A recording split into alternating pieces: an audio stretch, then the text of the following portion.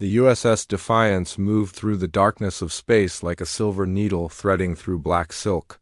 Captain Jake Morrison stood on the bridge watching the stars drift by on the main screen. His coffee had gone cold hours ago, but he kept sipping. Anyway, the ship had been traveling for 3 months now since leaving Earth orbit, and they were deeper in space than any human had ever been before, Lieutenant. Amy Carter sat at her station, running her fingers across the console as numbers and symbols flashed across her screen. She was the best communications officer in the fleet, and Jake trusted her completely. Her job was to listen to the galaxy and find out what was out there waiting for them.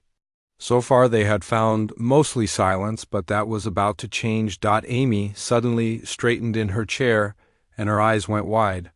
The console in front of her started beeping rapidly, and she began typing faster than Jake had ever seen her type before. She pulled off her headset and turned to face him with excitement and worry mixed together on her face. "Captain Morrison, I'm picking up something big," she said. "It's a transmission from the Kepler system about 1,200 light-years from here. The signal is incredibly strong, and it's being broadcast in multiple languages, including some I've never heard before." Jake walked over to her station and looked at the readings. The signal was unlike anything they had encountered before. It was clearly artificial and appeared to be some kind of official broadcast. He could feel his heart beating faster as he realized they might be looking at the first evidence of intelligent alien life. "Can you decode it?" he asked. Amy nodded and began working on the translation algorithms. The ship's computer was powerful, but this was going to take time. Jake called the rest of his senior staff to the bridge. Chief Engineer Ben Rodriguez arrived first, wiping grease off his hands with a rag. Navigator Lisa Park came next, carrying a tablet with star charts displayed on it. Within minutes, the entire bridge crew was gathered around Amy's station. "This is incredible," Amy said, as the first words began to appear on her screen. "The transmission is coming from something called the Zilani Confederacy, and it appears to be some kind of galaxy-wide warning message." Jake felt a chill run down his spine. A warning message about what he wondered.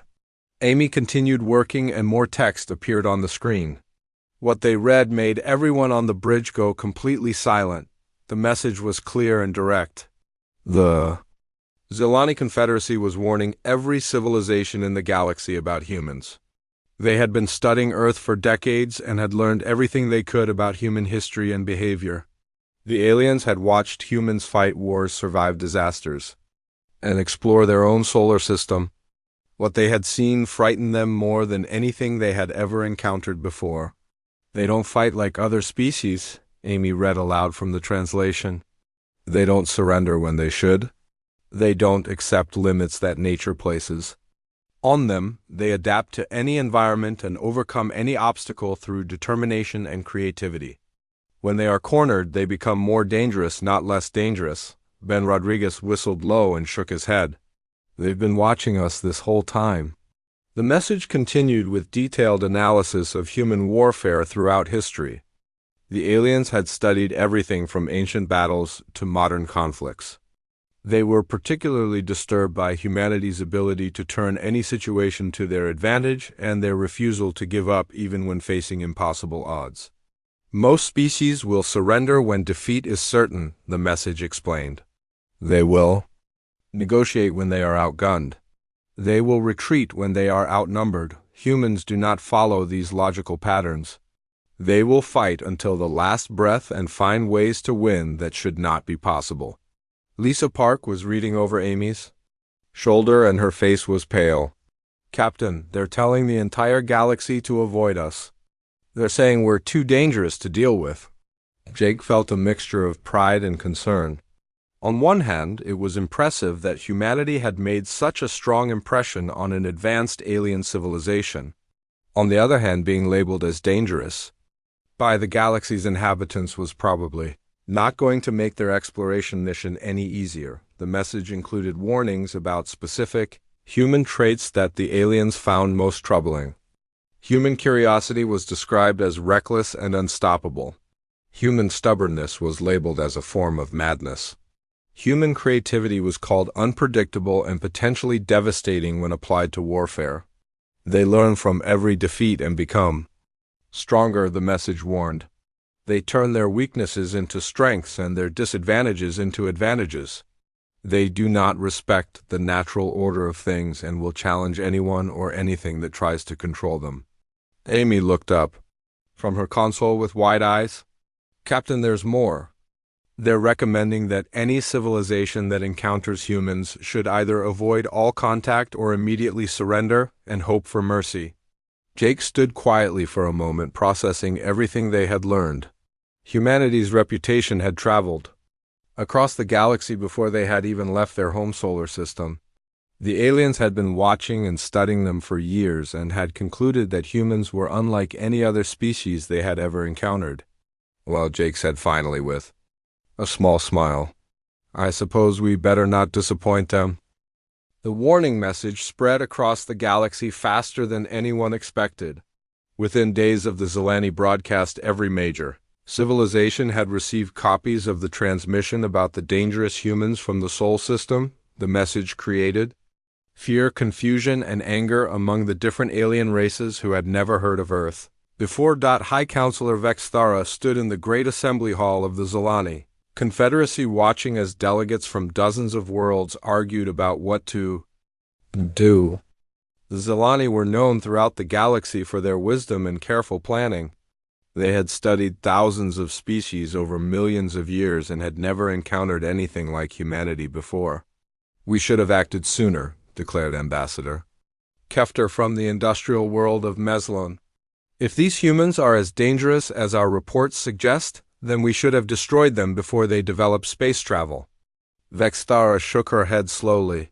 You do not understand the nature of the threat. Our scientists have studied their history for decades. Every time someone has tried to destroy humans, they have become stronger and more determined. Attacking them would only make them more dangerous. On the other side of the galaxy, War Prime Zephyrs of the Korthak Empire was having very different thoughts. The Korthak had built their civilization on conquest and military might. They had never encountered a species they could not defeat through superior firepower and overwhelming force.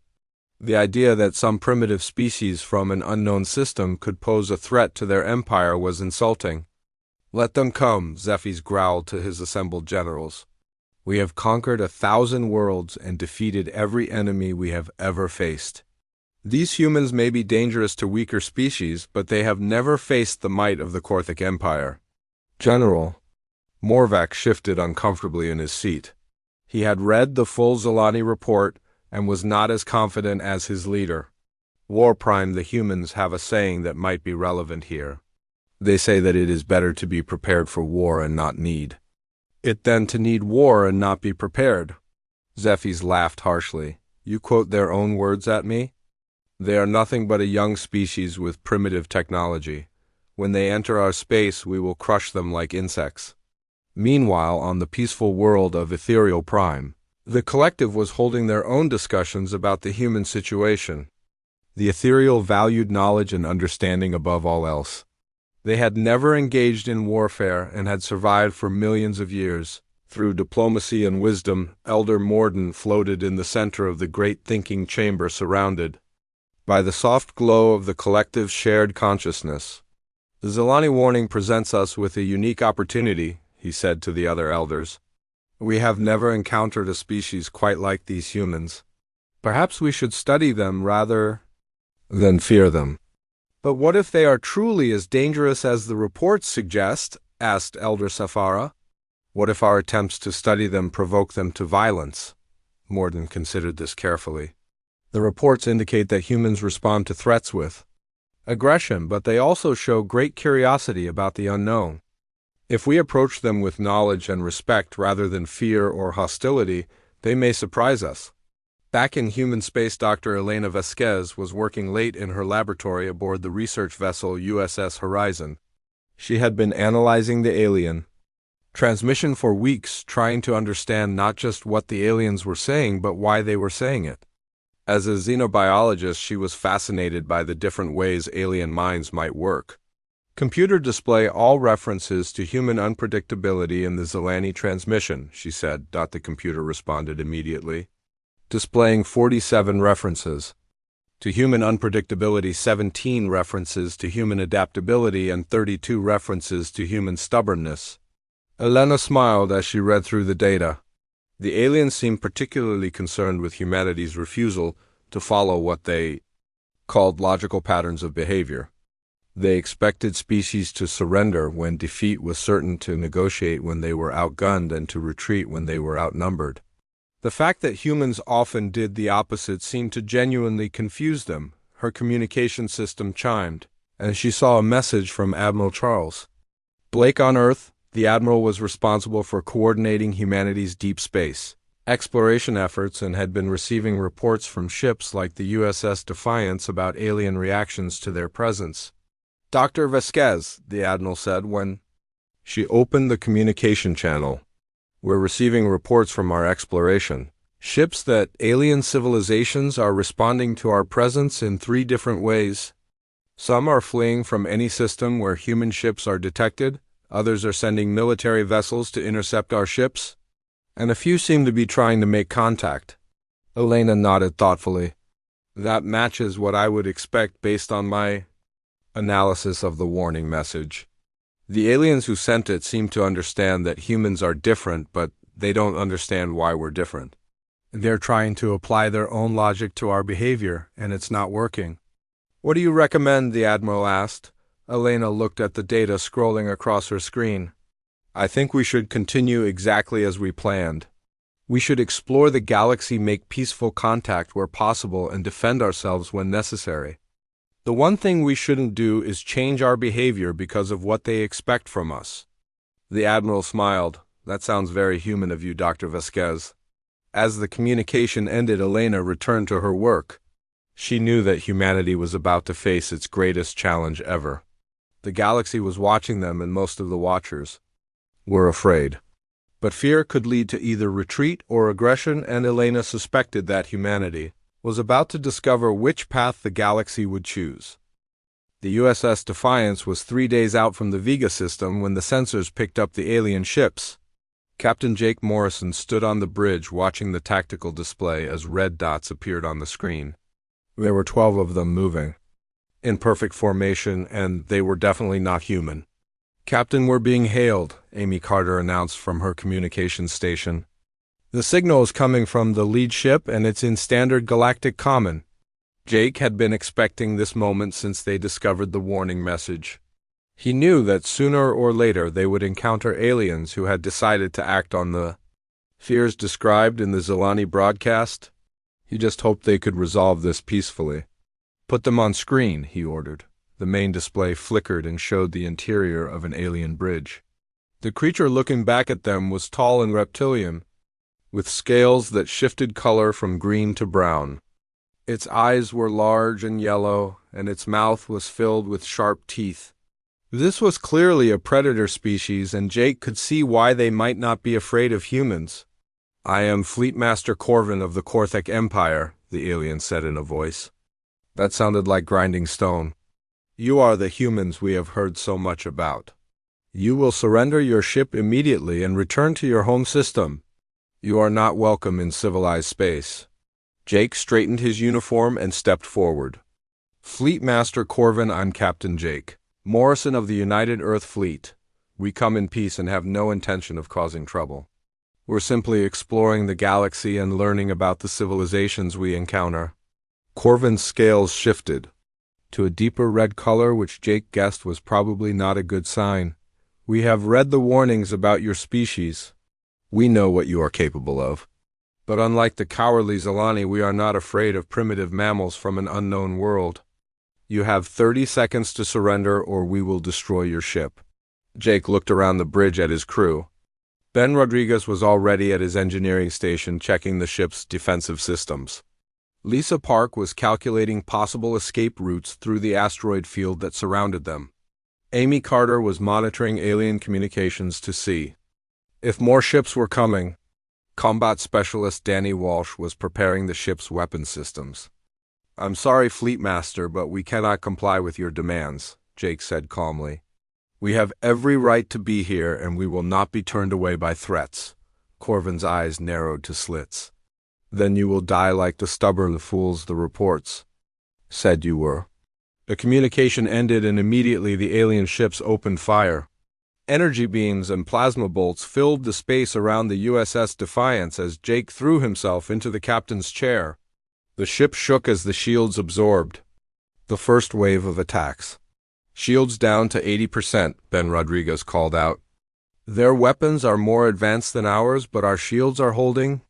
Jake gripped the arms of his chair as another barrage hit the ship.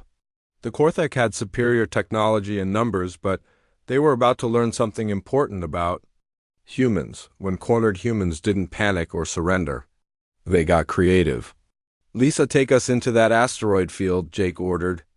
Then I need everything you can give me from the engines. Danny, prepare for close combat maneuvers. The USS Defiance dove toward the nearest cluster of asteroids as the Cortec ships pursued. Lisa Park's fingers flew across her navigation console as she plotted a course through the rocky maze. The alien ships were larger and more powerful, but they were also less maneuverable. They're following us into the field, Amy reported. All 12 ships are maintaining pursuit, Jake smiled grimly. Good. Ben, can you overload the deflector array? The chief engineer looked up from his station with surprise. Captain, that's extremely dangerous. If we overload the array, it could create a feedback pulse that would damage our own systems. But it would also create an electromagnetic burst that might disable their sensors, Jake said. How long would we have? Ben did some quick calculations. Maybe 30 seconds before they could compensate. That's all we need. Danny, are the boarding pods ready? Combat Specialist Danny Walsh nodded. All teams are standing by, Captain, but boarding an enemy ship during combat is suicide. Jake stood up and walked to the tactical display. Not if they don't expect it. Lisa, when I give the signal, I want you to ram the nearest asteroid. Make it look like we lost control? Lisa stared at him. Captain, that will seriously damage our ship. Better than being destroyed, Jake replied. Then when we hit the asteroid, I want you to overload the deflector array. Danny, you'll have 30 seconds to get your teams aboard the nearest enemy ship before they know what's happening. The plan was insane dangerous and violated every rule of space combat. It was also exactly the kind of unpredictable human behavior that the Zilani had warned about. The Cortec expected humans to fight like other species using superior tactics and technology. They didn't expect humans to turn their own ship into a weapon. Executing maneuver now, Lisa announced. The USS Defiance suddenly changed course and slammed into a large asteroid. The impact sent shock waves through the ship and alarms began blaring throughout the bridge. At the same moment, Ben overloaded the deflector array, creating a massive electromagnetic pulse that temporarily blinded the Cortec sensors. Danny Walsh and his boarding teams launched from the damaged ship in small pods that the aliens couldn't detect. Within seconds, they had docked with the nearest Cortec vessel and were fighting their way through the corridors. The aliens had never faced humans in hand-to-hand combat before, and they were not prepared for the experience. By the time the Cortec sensors came back online, 3 of their ships had been captured from the inside. The humans were using alien weapons against alien crews and turning the technological advantage upside down. What had started as a simple destruction mission had become a nightmare for Fleet Master Corvin. This is impossible, Corvin roared as he watched his ships being taken one by one. No species fights like this. Jake Morrison's voice came through the communication system. Fleet Master, we tried to warn you. Humans don't fight fair when their survival is at stake. Order your remaining ships to withdraw, or we'll be forced to capture them as well. Corvin stared at the tactical display in disbelief. 9 of his ships were gone, and the humans were using them against his remaining vessels. The primitive species with inferior technology had turned his own fleet into their weapon. Retreat, he whispered. What was that, Fleet Master? His communications officer asked. I said retreat, Corvin shouted. All ships withdraw immediately. The 3 remaining Cortec ships fled the system as fast as their engines could carry them. Behind them, the USS Defiance sat damaged but victorious, surrounded by captured alien vessels. The humans had won their first battle against the galactic power, and they had done it exactly the way the Zilani had predicted they would. The news of the human victory over the Cortex fleet spread through the galaxy like wildfire. Communications Officer Tracy Mills aboard the USS Defiance monitored the alien chatter as reports of the battle grew more dramatic with each retelling. What had started as a simple skirmish was becoming legend. "Captain, you need to hear this," Tracy said as she played back intercepted transmissions from across the galaxy. "The aliens are calling us the ship takers. They're saying we can capture entire fleets with a single damaged vessel." Jake Morrison rubbed his tired eyes as he listened to the reports. The battle had been 3 days ago, and they were still receiving damage reports from Chief Engineer Ben Rodriguez. The USS Defiance had taken a beating, but they were alive, and that was more than the Cortec had expected. "What else are they saying?" Jake asked. Tracy scrolled through dozens of transmissions. "The Zilani are updating their warning broadcast. They're adding new tactical information about human combat methods. The Cortec are calling for revenge, but some of their own generals are questioning whether they should attack us again." On the Cortec homeworld, War Prime Zephes was indeed having serious doubts about his earlier confidence. Fleet Master Corvin had returned with only 3 ships out of 12, and his report of the battle made no sense. How could primitive humans with inferior technology defeat a superior Cortec force? "Explain to me again how they captured our ships," Zephes demanded. Corvin's scales had remained a dull gray color since his return. "They used their own ship as a weapon, War Prime. They deliberately crashed into an asteroid to create confusion, then sent boarding parties to capture our vessels from the inside. Our crews had never faced anything like human close combat tactics." General Morvac leaned forward in his seat. "War Prime, perhaps we should reconsider our approach. The Zilani warning spoke of human unpredictability, and this battle proves they were correct." Zephes slammed his fist on the table. "I will not be lectured by cowards. We lost because Corvin was not prepared for their tactics. Next time we will. Be ready." But even as Zephes spoke, his own doubts were growing. The humans had done exactly what the Zilani had warned they would do. They had turned their disadvantages into advantages and found a way to win against impossible odds. Meanwhile, on dozens of worlds throughout the galaxy smaller, civilizations were making their own decisions about how to respond to the human threat. The peaceful Antarans decided to evacuate all their colonies near human space. The merchant clans of the Vortex Nebula began offering payments to any government that would keep humans away from their trade routes. Dr. Elena Vasquez was documenting all these reactions from her laboratory aboard the USS Horizon.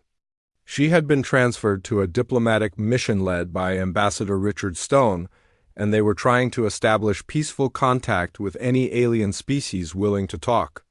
"The psychological impact of our victory is more important than the tactical victory itself," Elena explained to Ambassador Stone. "The aliens expected us to fight like other species. When we didn't follow their rules, they couldn't adapt to our methods." Ambassador Stone nodded thoughtfully. "But now they know what we're capable of. Won't they prepare for our tactics next time?" Elena smiled. "That's the beauty of human unpredictability. They can prepare for what we did last time, but they can't prepare for what we'll do next time because we don't know ourselves until we have to do it." The ambassador's ship was approaching the neutral world of Kepler Prime, where representatives from several alien civilizations had agreed to meet. It was humanity's first real chance at formal diplomacy since the warning broadcast had made them famous across the galaxy, but as they entered orbit around Kepler Prime, their sensors detected something troubling. The planet's surface was covered with massive refugee camps filled with aliens from dozens of different species. All of them were fleeing from systems that humans had been detected in. "My God," Ambassador Stone whispered as he looked at the refugee camps. "They're all running from us." Elena studied the sensor readings. "Richard, we need to understand something important. These aliens aren't just afraid of us because we're dangerous. They're afraid of us because we're unpredictable. They can't calculate our behavior, and that terrifies them more than our weapons." The meeting on Kepler Prime was unlike anything humans had experienced before. The alien representatives sat as far away from the humans as possible, and several of them wore what appeared to be body armor. They spoke in whispers and kept glancing at the exits as if they expected the humans to attack at any moment. "We appreciate your willingness to meet with us," Ambassador Stone began. "We hope to establish peaceful relations with all the civilizations of this galaxy." The Antaran representative Kilthara spoke first. "Human ambassador, we have heard the warnings and we have seen the reports of your battle with the Korthek. We do not wish conflict with your species, but we also do not understand your intentions." Elena leaned forward. "What do you mean by our intentions?" "Other species expand their territory, resources, or strategic advantage," Kilthara explained. "But your species appears to expand simply because you can. You explore because you are curious. You fight because you are threatened. You adapt because you must. We cannot predict what you will do next." The Zilani representative Mordith added, "His own concerns. Your species treats the impossible as merely difficult. You view obstacles as challenges to overcome rather than barriers to accept. This makes you extremely dangerous to civilizations that rely on predictable behavior." Ambassador Stone looked around the table at the fearful alien faces. "We don't want to be your enemies. We want to learn from you and share what we know. We want to explore the galaxy together." "But what happens when we disagree?" asked the ethereal representative Safan. "What happens when we have conflicting interests?" "Other species negotiate or compromise. Your species appears to simply refuse to accept outcomes you don't like." Elena realized they were at the heart of the problem. The aliens weren't just afraid of human violence. They were afraid of human stubbornness. They were afraid that humans would never back down from a position once they had taken it. "You're right," Elena said simply. "We probably won't accept outcomes we don't like. But that doesn't mean we can't find outcomes that everyone can live with." The meeting continued for hours, but Elena could see that the aliens remained fearful and suspicious. They had read the warnings and seen the battle reports, and they couldn't shake the feeling that humans were fundamentally different from every other species they had encountered. As the USS Horizon left, Kepler Prime Ambassador Stone looked discouraged. "I don't think we made much progress." Elena watched the refugee camps disappear below them. "Actually, I think we made more progress than you realize. They're talking to us instead of shooting at us. That's something." But even as she spoke, Elena knew that the galaxy was watching humanity's every move. The warnings had created fear, and the battle had created respect, but neither had created trust. The aliens were still trying to figure out what humans really wanted, and humans were still trying to figure out how to convince the galaxy that they could be trusted. The reputation was growing with each passing day, and every human ship that entered alien space carried the weight of that reputation with them. They were no longer just explorers or diplomats. They were the species that the galaxy had been warned about, and everything they did would either confirm or challenge those warnings. High Counselor Vextara stood before the largest gathering of alien civilizations in galactic history. The great assembly hall on the neutral world of Nexus Station was filled with representatives from over 300 different species. The air hummed with translated conversations in dozens of languages as leaders who had never spoken to each other before discussed the growing human threat. "Fellow beings of the galaxy," Vexthara began, and the hall fell silent. "We face a crisis, unlike any in our recorded history. The species we warned you about has proven to be even more dangerous than our predictions suggested. They have defeated the mighty Korthik Empire, and their expansion continues unchecked." War Prime Zephes of the Korthik Empire stood to address the assembly. His scales were dark with shame, but his voice remained strong. "The Zilani spoke truth when they warned us about these humans. My fleet attacked what we believed was a single primitive vessel. We returned with only 3 ships and stories that no one would believe if they had not seen the evidence." Elder Morden of the Ethereal Collective floated near the center of the hall. "The humans have made contact with our diplomatic missions. They speak of peace and cooperation, but their very presence causes panic among civilized worlds. Entire star systems are evacuating rather than risk encounter with them." A representative of the Antaran Republic raised a tentacled arm. Our analysis indicates that humans expand not for territory or resources, but simply because they exist. They explore because exploration is in their nature. They cannot be bargained with because they do not follow logical patterns of behavior. Vexthara nodded gravely. This is why we must act now before they become too numerous to contain. Individually, they are manageable. As a species, they represent an existential threat to galactic civilization. The debate continued for hours as different species shared their experiences and fears about humanity.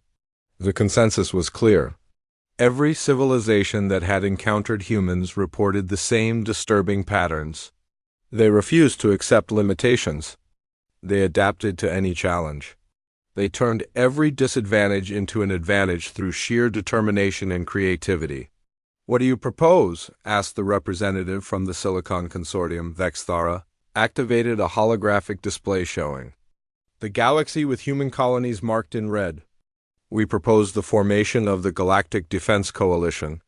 Every major civilization will contribute ships and resources to contain the human expansion. We will establish a quarantine zone around their territory and prevent them from spreading further." War Prime Zephyr stood again. "The Coric Empire pledges 1,000 warships to this coalition. We have learned that individual attacks against humans only make them stronger. But surely they cannot stand against the combined might of the entire galaxy." The vote was unanimous. For the first time in galactic history, every major civilization agreed to work together against a common threat. The Galactic Defense Coalition would be the largest military force ever assembled, with over 10,000 ships from dozens of different species on Earth. Admiral Charles Blake received the intelligence reports with growing concern. President Susan Harper sat across from him in the Situation Room as they reviewed the latest reconnaissance data from deep space. "How many ships are we talking about, Admiral?" the President asked. Blake pulled up the tactical analysis. "Conservative estimates put the coalition fleet at over 10,000 vessels, Madam President. Our entire space fleet numbers less than 50 ships with combat capability." President Harper was quiet for a long moment. "What are our options?" "We could recall all our exploration ships and concentrate our forces around Earth," Blake suggested. "Try to negotiate some kind of settlement before they attack." The President shook her head. "Charles, you know as well as I do that backing down now would only confirm everything they believe about us. If we retreat, they'll see it as weakness and press their advantage." Blake nodded reluctantly. "Then we prepare for war, Madam President. We alert all our colonies and ships about the coalition. We mobilize every resource we have." Captain Jake Morrison received the warning while the USS Defiance was still undergoing repairs at Vega Station. The news that the entire galaxy was uniting against humanity was sobering but not entirely surprising.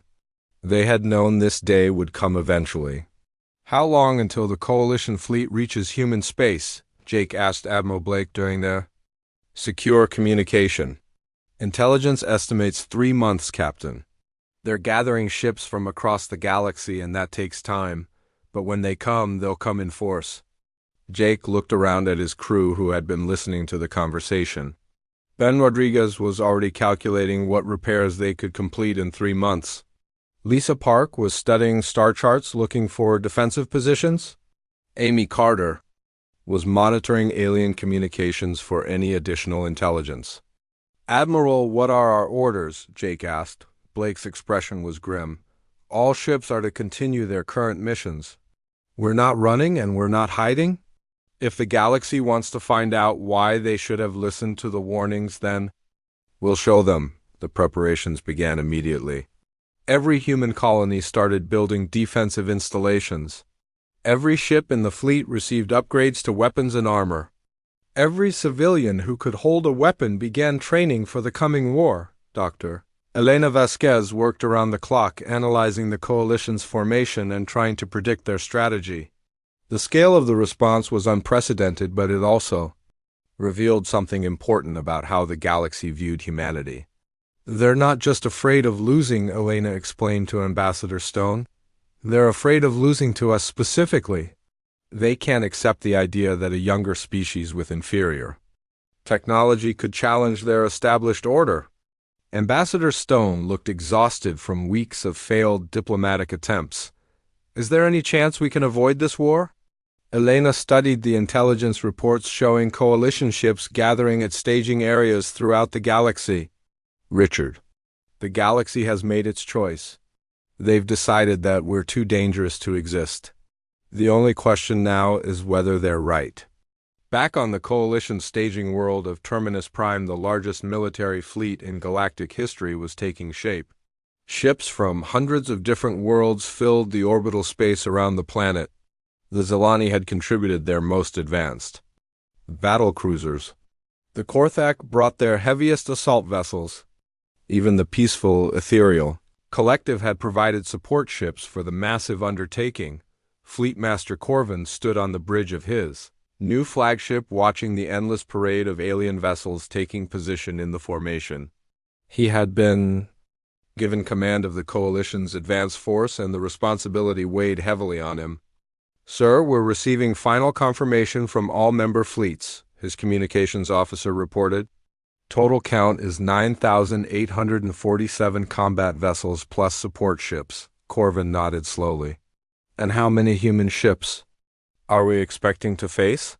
Intelligence estimates no more than 50, sir. The odds seemed impossible even for humans. Nearly 10,000 ships against 50.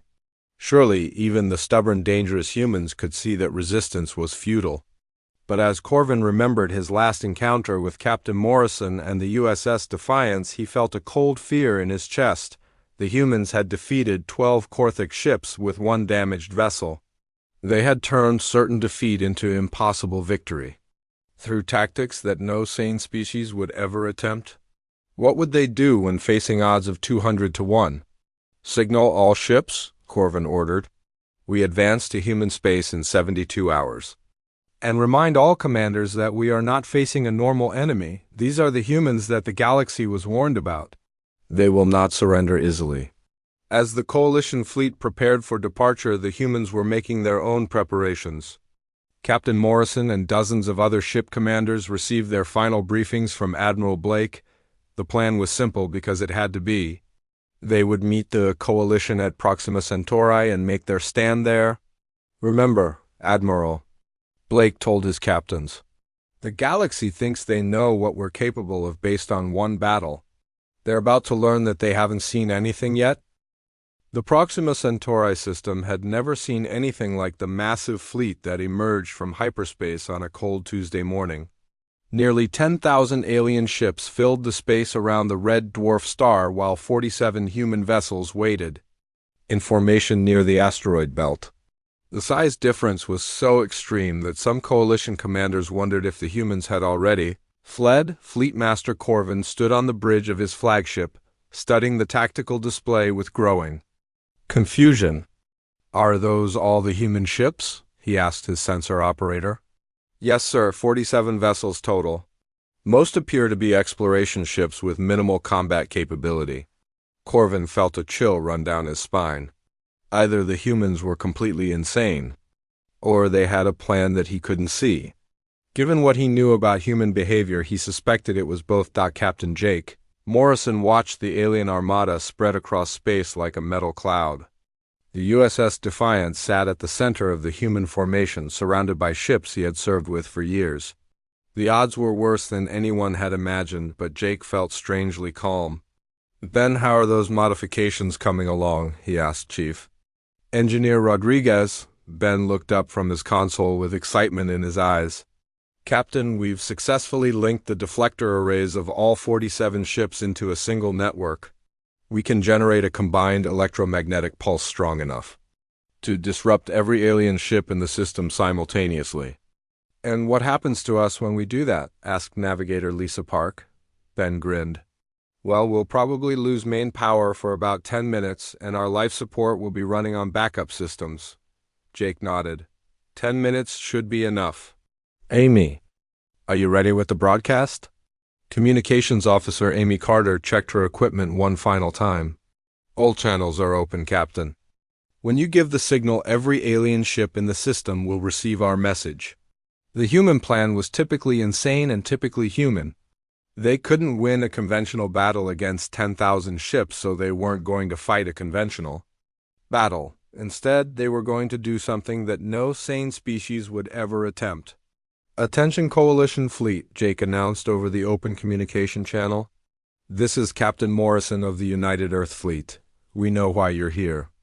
And we understand your fears. You believe we're too dangerous to be allowed to exist freely in the galaxy." Fleet Master Corvin received the transmission with surprise. "Are they trying to surrender?" "I don't think so, sir," his communications officer replied. "Human behavior patterns suggest they're about to do something unpredictable." Jake continued his broadcast. "You've united the entire galaxy against us because you're afraid of what we might do, but you've made one critical mistake. You've given us nothing left to lose." Admiral Blake's voice came through on a secure channel to all human ships. "All vessels prepare for Operation Sunburst.